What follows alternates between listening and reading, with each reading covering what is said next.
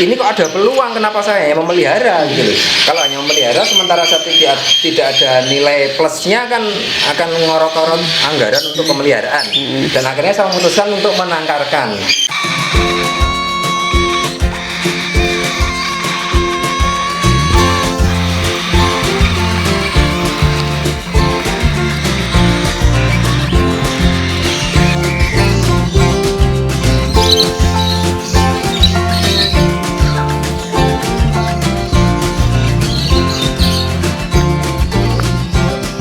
Assalamualaikum warahmatullahi wabarakatuh. Warahmatullahi wabarakatuh.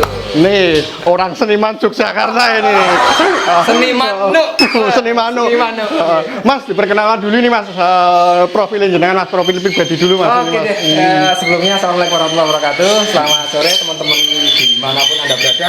Perkenalkan nama saya Mas Muda Gunawan, di ID Facebook juga sama, di Instagram dan di mana-mana sama semua.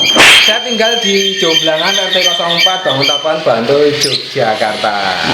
Oke Mas, di sini ternak apa sih ini Mas di rumah hobi ini Mas? Di rumah hobi ini saya mengembangkan ada beberapa puluh burung yang murah-murah saja. Murah-murah.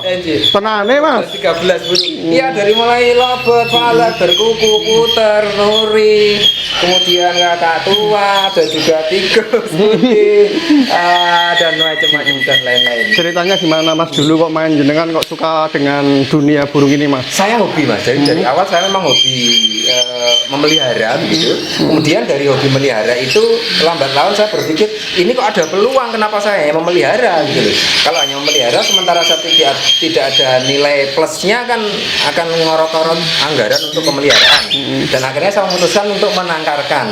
Pertama kali secara tidak langsung, secara tidak sengaja itu saya menjodohkan di 98-99 setelah reformasi itu Mas.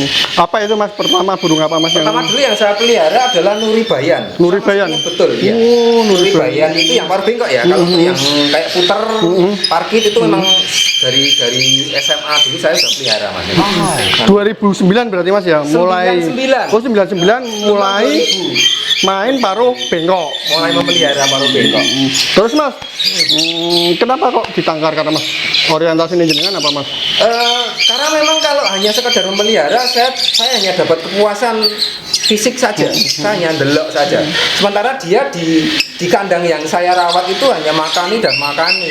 Ya kalau cuma 1, 2, kalau 3, 4, 5, 6, 7. Nah, tekor ya dompetnya Mas ya. Nah, maka dari itu saya mencoba untuk di tahun 98 itu, saat itu saya juga usaha akuarium, saya mencoba untuk menangkarkan, menjodohkan lah. Mulai pertama kali saya bisa produksi itu di November 2001 atau Desember 2001. Itu mulai pertama kali itu. Ngapunten Mas, ini jenengan untuk pekerjaan atau sampingan Mas usaha ini Mas? Dulu saya sampingan, karena utama saya dulu saya di toko akuarium, kan hias air tawar dan air laut. Nah, yang namanya usaha wira swasta itu kan tetap fluktuatif. Dunia hobi itu tetap naik turun. Nah, di saat naik, bagaimana caranya saya mengambil peluang itu? Pas payune larang-larangnya, piye caranya aku nabung oke-oke. Tidak untuk membelanjakan sebanyak-banyaknya. Nah, di saat tahun 2008 mulai agak turun, saya mulai mengembangkan itu dan booming lobet di 2012 itu 2010 sampai 2013 booming lobet. Nah di situ saya ada beberapa kapital modal yang saya simpan untuk menambah induan dan menjadi seperti sekarang. Untuk awalnya Mas yang paruh bengkok ini Mas, Nuri, terus ini apa Mas? Tadi Mas? Kakak tua. Kakak tua, terus apa lagi Mas? Bayan ya Mas ya tadi Mas ya. Bayan ada di kepala hitam, ada kakak tua. Menurut jenengan untuk breedingnya susah nggak Mas? Iya Mas. Ngeri-ngeri sedep Mas, ngeri-ngeri sedep. Makanya tadi seperti saya atur yang di depan, kalau kita modalnya dari awal kita ada hobi, kita ada minat juga, kemudian kita ada peluang untuk kita berusaha untuk berkembang di situ, ya kita harus mencoba untuk memahami karakternya, karena memang tidak mudah kalau menurut saya. Karena tidak 1-2 bulan selesai, 1 tahun 2 tahun selesai, tidak seperti itu yang saya alami. Boleh tahu Mas triknya Mas? Triknya adalah kita memahami karakter burung itu sendiri.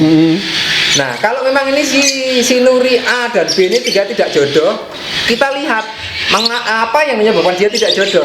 Bisa salah satu umurnya masih muda. Yang kedua memang karakternya dia tidak mau jodoh. Kalau sudah karakternya tidak mau jodoh, percuma juga kita hanya buang-buang waktu. Sehingga akan saya pisah, saya carikan yang jodohnya klik gitu ya. Yang klik, betul. Terus Mas untuk jenis kelaminnya gimana Mas? Membedakannya nak menurut jenengan Mas apakah pakai DNA atau visualnya Mas? Kalau burung-burung tertentu memang butuh DNA, tetapi karena mungkin saya merawatnya sudah agak lumayan lama dan saya konsisten di sini, yang tadi penjenengan menanyakan sampingan dan sekarang menjadi pokok, ya. Sehingga saya harus memahami.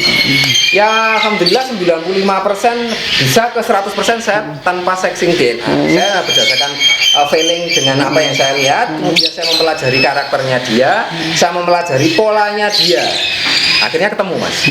Kalau untuk usia bisa di breeding usia berapa Mas kalau paruh bengkok kayak gini Mas? Paruh bengkok untuk Nuribayan itu yang saya alami paling cepat itu 2 tahun 2 bulan. Minimal itu? Minimal 2 tahun 2 bulan. Jadi di umur 26 bulan Bayan yang saya pelihara dari anakan dia menelurkan telur yang pertama kali. Nuri kepala hitam juga begitu Mas. Aduh saya namanya lupa. Mana tadi anak saya? Nah, Sekar. Oh, itu yang anakan Nuri kepala hitam dulu kita yang naik nelur pertama itu namanya siapa?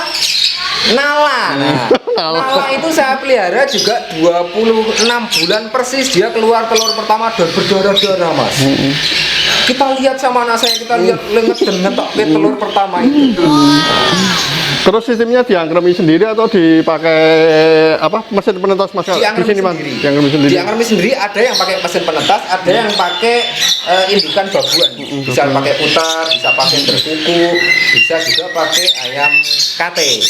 Nah, faktor apa yang menjadikan kenapa harus dititipkan termasuk juga di mesin? Saya melihat karakter induknya. Kadang-kadang ada yang induk di saat dia lagi ngeram itu kondisinya kurang fit. Bahasanya kalau teman-teman kadang-kadang ada yang kurus nilep itu. Karena kadang-kadang kalau angkrem kan ada yang pasif untuk makan. Nah, itu telurnya kita selamatkan. Kalau ada berkuku atau putar yang dia kebetulan pasif telur angkrem, nah, kita titipkan di situ. Nah, kalau tidak ada ya kita titipkan di mesin tetasnya. Kalau dia baik-baik saja, kita ikutkan di induknya sampai dia menetas. Nanti umur 4 hari sampai 12 hari akan kita ambil, kita hand feeding sendiri. Kalau untuk sebulan, setahun berapa periode Mas? Masa telurnya Mas? Nah, itu Mas biar teman-teman juga menjadi penasaran gemes-gemes.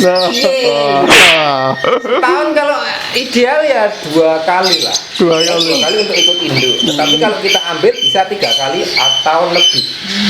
Setahun Mas cuma segitu Mas. Yes. 3 kali atau lebih ya, lebihnya nanti teman-teman bisa isi sendiri. Malah kadang song Mas ya. Oke Mas. Nyun sewu Pak Gunawan. Ya. Awal-awal setiap usaha itu atau beternak itu kalau untuk bisnis itu kan kalau belum punya nama itu kan susah untuk menjual. Jenengan dulu awal-awal gimana Mas? Promosi nih Mas. 98 mulai 2001 anak tidak ada yang tak jual.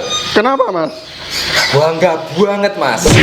Karena mohon maaf bapak saya, dulu saya pakai dana semesteran untuk beli nyolong ya. Dana semesteran saya pakai buat beli burung. Itu.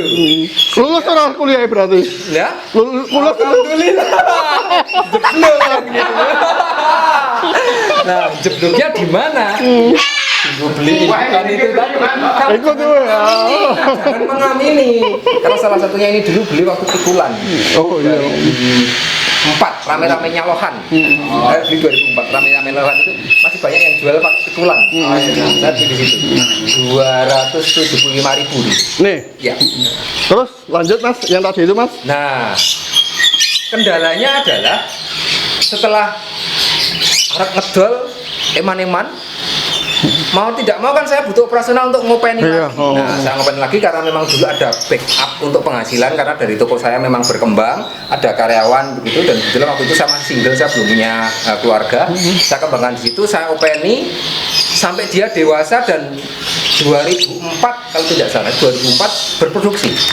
Jadi 2004 itu ceritanya F2 saya menurut kandang saya itu muncul gitu. Nah itu di 2004. Nah setelah itu waktu berjalan saya mencoba memberikan edukasi. Dulu kan belum ada Facebook, Kontennya dia namung BBM.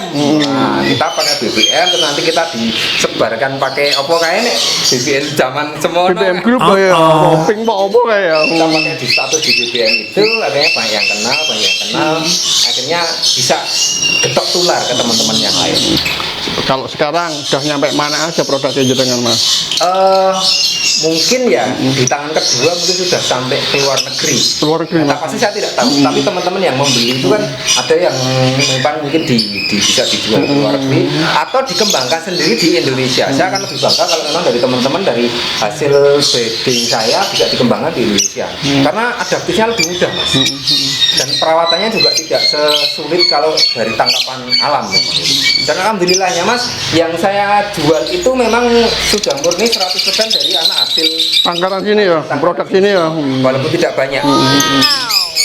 Kalau boleh tahu dari hasil ini apa aja? Hasilnya adalah salah satunya tadi itu ada sisa cor-coran blabak itu Mas. Ada sisa cor-coran blabak itu.